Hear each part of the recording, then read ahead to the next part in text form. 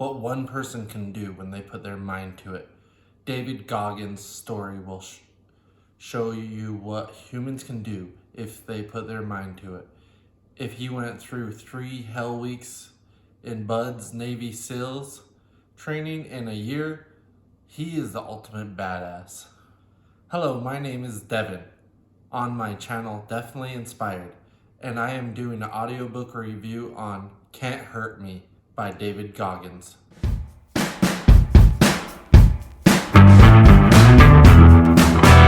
It's an audiobook that was recorded like a podcast, so they can give some insider commentary that was not included in the paper book.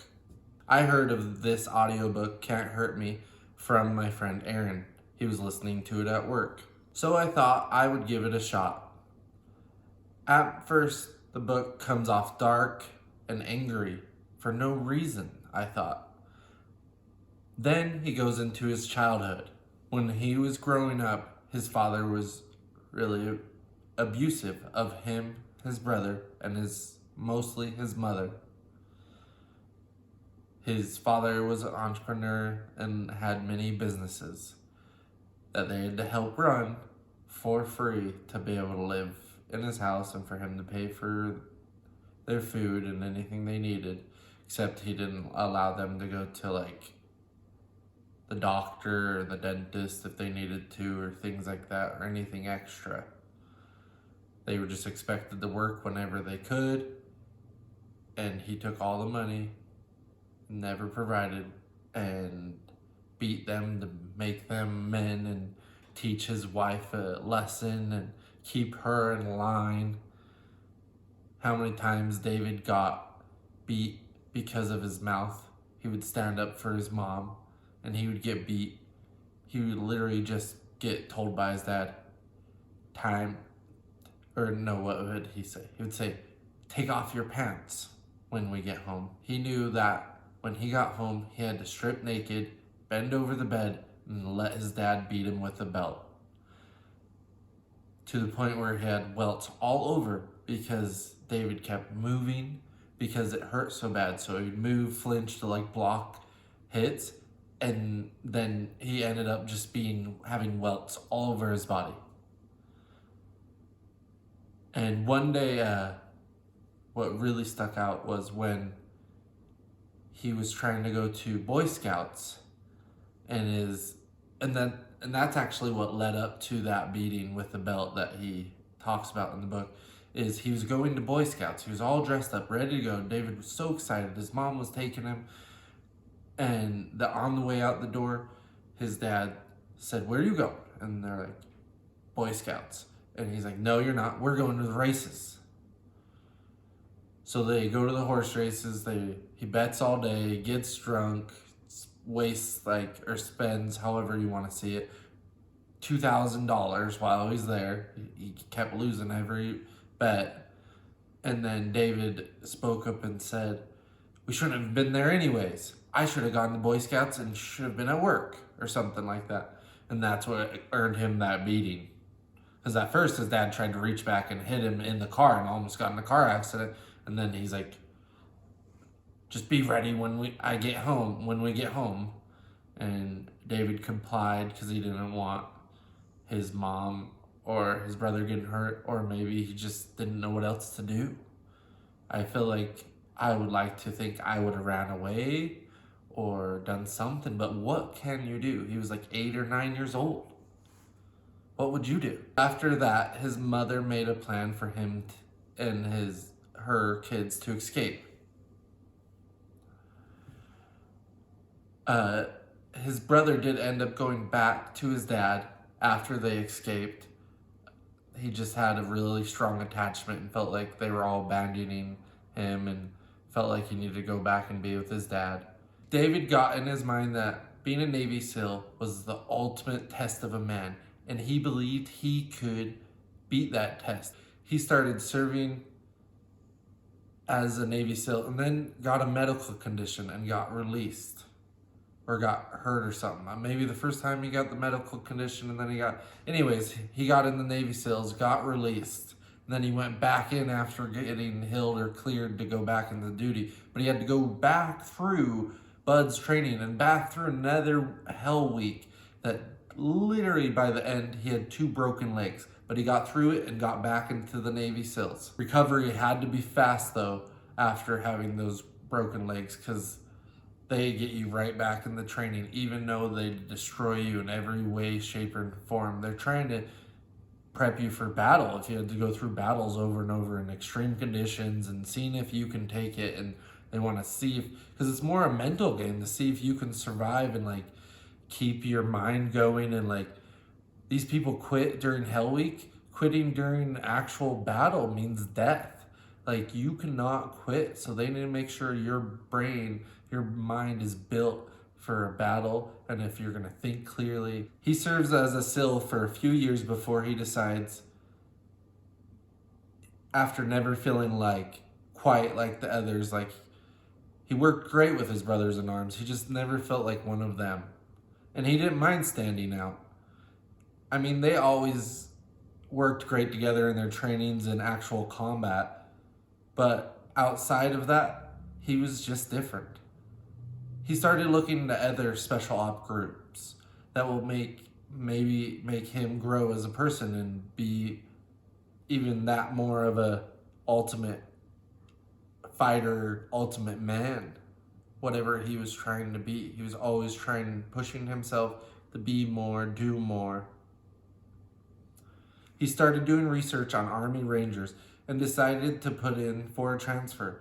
He was surprised by the differences in the difficult things they throw at you in basic and advanced. He expected to fly through it.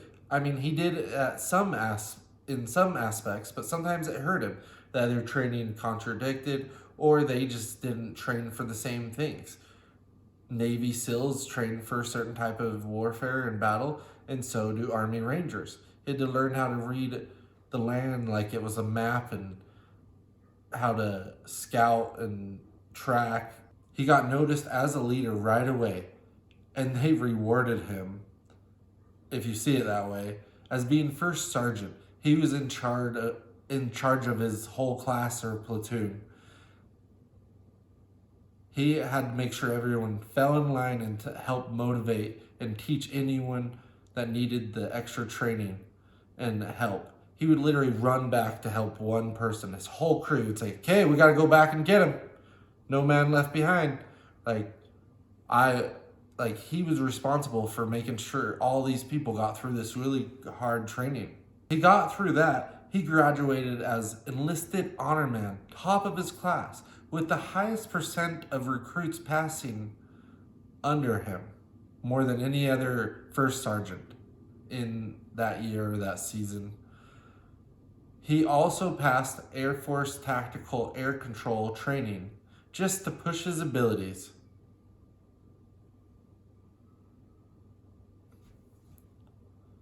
He's the only man in the armed forces, man or woman, in the armed forces that has been a Navy SEAL, Army Ranger, and a certified Air Force Tactical Air Controller.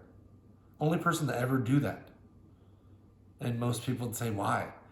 Because they become one of those things and they're like, I've made it. Let's just keep doing this. But he's constantly pushing himself. As soon as he gets over one mountain or cliff, he's on to the next. He soon discovered a group of the military that is the best of the best and the hardest and most difficult to get into. They are called Delta Squad. I believe he tried twice and failed both times.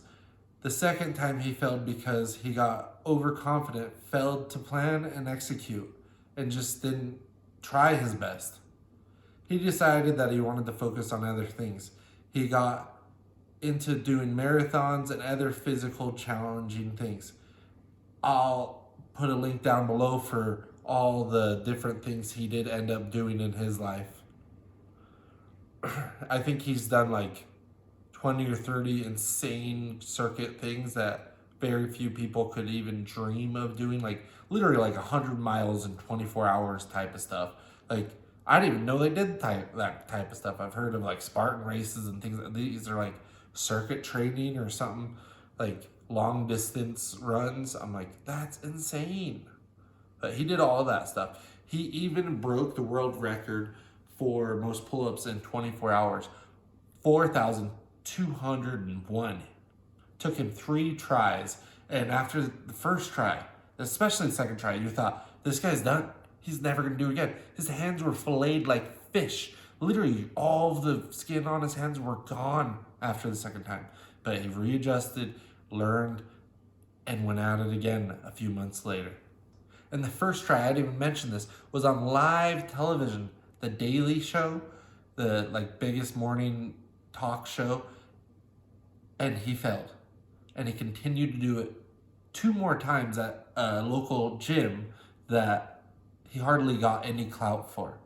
Literally none of those people from the Daily Show or whatever came out and said, look, he did it, he kept trying. He failed in front of millions, succeeded in front of thousands, and eventually millions heard of it. But this man does it for himself, not really anyone else. I highly recommend this book. I am not much for military or killing yourself over and over because you have an unstoppable drive to become more. But I gained a lot of insight from this book, from his attitude and his overall story and mind-blowing life. I liked the podcast vibe, extra commentary of David Goggins and Adam Skoloknik. He does all the reading and then asks David questions, and David gives his extra commentary that's not included in the written book. Here are some of my favorite quotes, and I'll leave a link down below for where you can get some of his amazing quotes. And it's actually a quote website that I stumbled upon doing research for this book after reading it, because I didn't write it down like I should have. I'll leave a link to get some quotes from David Goggins and any other quotes you may want to explore on that site. And then I'll also leave a list, like I said before, a link for all of his accomplishments, and that's actually on davidgoggins.com. He has an amazing website that has all of his information and anything you want to know about him. Here are those quotes. We habitually settle for less than our best, and the more often we stay cozy in our comfort zone, the less time we'll be spending learning how to callous our mind to get done the hard but rewarding work. He always talks about that, callousing your mind so you're emotionally and physically and whatever strong in your brain. No matter what you run into, you're going to keep going. Next quote. All of us are torn between comfort and performance, between settling for mediocrity or being willing to suffer in order to become our best self. All the damn time. We make those kinds of decisions a dozen or more times each day. Either we're making ourselves our best or our worst, is what he's saying with that, I think. It doesn't always go your way. So you can't get trapped in this idea that just because you've imagined a possibility for yourself that you somehow deserve it, your entitled mind is dead weight. Cut it loose. Don't focus on what you deserve. Take aim on what you're willing to earn. I love that. That just gives you a little insight into how his brain works and what he thinks and what you'll get out of this book. My big takeaways are do AAR, after action report. It's a military thing to decide what you did right, what you did wrong. Anything you decide or try to do or become better at, you could use it for work, you could use it for interactions in your life. You could use it for whatever, and I just thought, that's a really good idea. What I do right, what I do wrong, what I can do better, and then try again. Any failure he had or success, he did these. I'm like, that's a great idea. Most humans haven't even tapped into their full potential. I'm like, wow. And he realizes he should have listened to this stretching guy back in when he first got into Navy SEALs. He came through and taught them that they need to do proper stretching or they're going to have a lot of problems with their body. And he ended up having a lot of medical problems. I mean, he pushed his body to the limit. He thought he was crashing and breaking. And then he started cleaning up his diet, or not his diet necessarily, but just what he was doing and how he was thinking about things. And he realized he needed to start stretching. He literally started stretching like freaking 10 hours a day. And he said his body just felt so much better. And he would literally sit in one position stretching for 20, 30 minutes.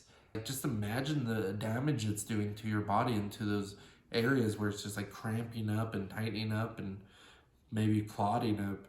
So he learned that stretching is a huge thing, and he continues to push his limit and do what he can do to become the best of who he is. He is a different kind of human for sure. It reminded me of what Les Brown once said. The graveyard is the richest place on earth because it is here that you will find all the hopes and dreams that never were fulfilled. Think about this. Listen to this book, fulfill some of those hopes and dreams. It might change your life. It will definitely inspire you if you let it. I hope this video has inspired you. Thank you for watching. I really do appreciate you taking time out of your day. Please subscribe if you are interested in future content, and make sure to hit that bell so you are notified every time I put up a new video. Give me a like if you like this video. Comment down below any thoughts or feedback upon this video, what I could do better, what I should stop gabbling, or if I should follow my script better, or stop looking down more, or whatever. Let me know what I can do better. Again, thank you. Accept life, create light, don't worry, do. Bye. Peace out.